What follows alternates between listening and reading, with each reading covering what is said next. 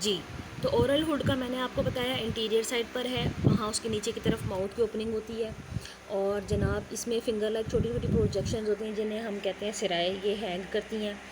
ये बॉडी की ventral side पर होता है और ये ओरल हुड जो है वो खाने पीने के लिए इस्तेमाल किया जाता है, क्योंकि ज़ाहिर बात है कि इसके बाजू, फोर लिम्स, हाइंड लिम्ब वगैरह नहीं है, तो जो भी चीज़ इसने पकड़नी है, कैच करनी है, उसमें इसका मुंह जो है वो हेल्पफुल होता है और सिराई इसको मददगार साबित होते हैं। The posterior wall of the oral hood bears mouth opening that leads to the internal side of the digestive tract, जो कि मैंने आपको जैसे बताया था, और उसके बाद फिर ठीक पीछे जो है वो फेरिंग्स शुरू हो जाता है। ये देखिए, सेफेलोकॉर्डेट्स फिल्टर फीडर हैं।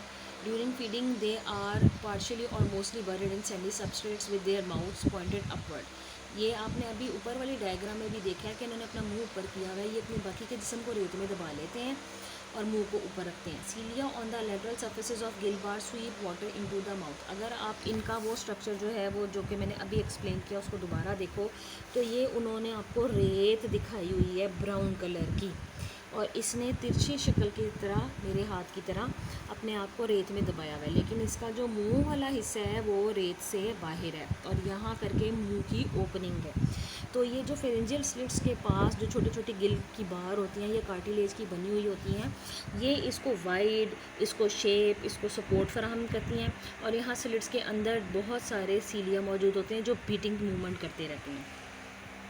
अब हम अपने लेक्चर की तरफ वापस आ जाते हैं, जो कि कंटेंट लिखा हुआ है। ये देखें, तो जनाब पानी जो है वो फेरिंग्स के ऊपर से मूव करता है, फेरेंजियल स्लिट से गुजरता है और फिर एट्रियम की तरफ जाता है and out to the body through atriopore, और एट्रियोपोर के थ्रू जिस्म से बाहर निकाल दिया जाता है। Food is initially sorted out at the cirri. Cirri जो है वो चेक करते हैं कि किस चीज़ को खाना है, किस चीज़ को रिजेक्ट करना है। Larger material catch on cilia of the सिराई।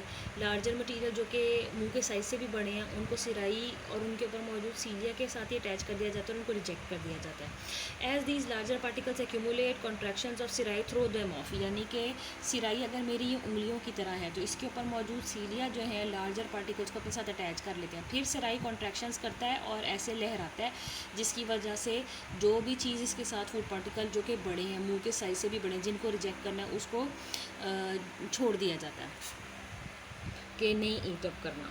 अच्छा जी, उसके बाद वो आपको बता रहे हैं कि स्मॉलर एडिबल पार्ट्स जो हैं इनको मुंह की तरफ धकेला जाता है। ये मुंह के पास पाए जाने वाले जो स्ट्रक्चर हैं, गिल बार्स हैं, एंडोस्टाइल उसके ठीक पीछे है, म्यूकस जो है वो सिक्रीट कर रहा है, तो उनमें आहिस्ता आहिस्ता ट्रैप हो जाते हैं और डाइजेस्टिव ट्यूब के अंदर जो है वो चले जाते हैं। As indicates, endostyle is a ciliated groove that extends longitudinally along the mid-ventral aspect of pharynx. pharynx के ठीक पीछे की तरफ, उसके मिडल पोर्शन की तरफ, लेकिन वेंट्रल साइड की तरफ, तो तभी इसने मिड वेंट्रल की जो टर्म है वो इस्तेमाल किया। वहाँ पर एंडोस्टाइल पाया जाता है।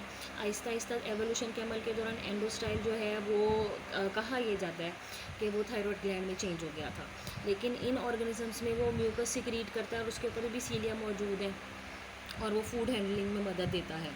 Cilia move food and mucus dorsally forming a food cord to the gut. ज़ाहिरी बात है कि छोटे छोटे टुकड़ों की सूरत में उसको म्यूकस के साथ ट्रैप करके अंदर की तरफ धकेला जाता है। फिर उसके बाद डाइजेस्टिव ट्यूब में उस म्यूकस को डिसलॉज कर दिया जाता है, फूड को उसे हटा लिया जाता है और डाइजेस्टिव एंजाइम जो है वो रिलीज़ होते हैं। Digestion is both extra cellular and intra cellular. इसका क्या मतलब है कि कुछ जो पोर्शंस हैं वो एंजाइम्स फूड के ऊपर छोड़े जाते हैं सेल्स के बाहर, और बाज़ दफ़ा छोटे फूड पार्टिकल्स को पहले सेल्स के अंदर लेकर जाया जाता है और फिर उनके ऊपर एंजाइम्स रिलीज़ किए जाते हैं, जिसको हम कहेंगे इंट्रासेलुलर। डाइवर्टिकुलम भी आपने देखा था, जो इसने कहा है कि गट से निकलता है, उसको मिड गट सीकम कहते हैं। ये एक्सटेंड करता है एंटीरियरली, तो ये देखें इस पिक्चर में ये मिड गट सीकम मौजूद है और ये आगे की तरफ इसका रुख है, इसलिए हम उसको कह रहे हैं कि ये इंटीरियरली इसकी पोजीशन है। It ends blindly along the right side of the pharynx and secrete digestive enzyme. ये देखें आगे जाके ये बंद हो जाता है, तो जब भी कोई चीज़ आगे जाके बंद हो जाए और किसी चीज़ में ना खुले तो हम कहते हैं इट एंड्स ब्लाइंडली। इसमें भी जो डाइजेस्टिव एंजाइम्स हैं उनको रिलीज़ किया जाता है। And anus is present on the left side of the ventral fin. ये मैंने आपको बता दिया था, ये देखिए वेंट्रल फिन के ठीक पीछे एनस जो है वो डिफिकेशन कर रहा है।